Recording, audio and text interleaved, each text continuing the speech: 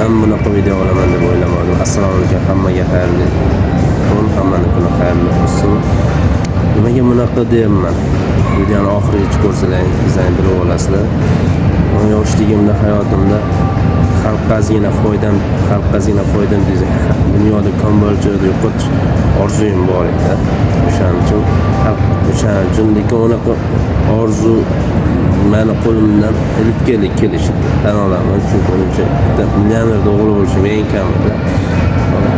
Nolmayman, ota millioner o'g'il emasman, lekin dadam millionerda otasi bo'lishga harakat qilyapman.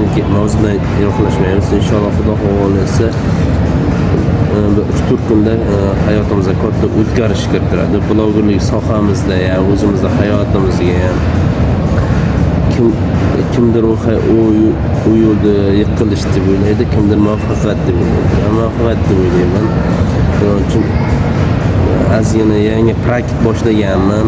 Misol uchun adminimda ham, o'zimda ham reklama yo'nalishi bo'yicha yoki boshqa narsa bo'yicha kimdir PR qilib, kimdir chin ko'ngildan qochdi, lekin hech qachon reklama olmayman, reklama oladigan darajada bloger bo'laman deb o'ylamayman, lekin afsuski majbur bo'lyapman va o'sha reklamamizdan tushgan pulni xalq manfaati uchun ishlatmoqchimiz. Xudo xohlasa o'shaning uchun sizlarga iltimoslar aktiv bo'lib turinglar. Xudo xohlasa men hozir obunachilarimiz soni 1800 ta obunachilarimiz soni inshaalloh Xudo xohlasa aktiv bo'lib 2000 ga inshaalloh mana shu Xudo xohlasa 3-4 kun ichida obunachilarimiz soni 2000 ga yetsa o'sha proyektni sizga ko'rsatamiz va sizga oshkor qilamiz. Shungacha Xudo xohlasa Enderchi jamoasi meni uyaltirib qo'yadi deb hech qachon uyaltirib qo'ymagan, bundan keyin ham qo'ymaydi.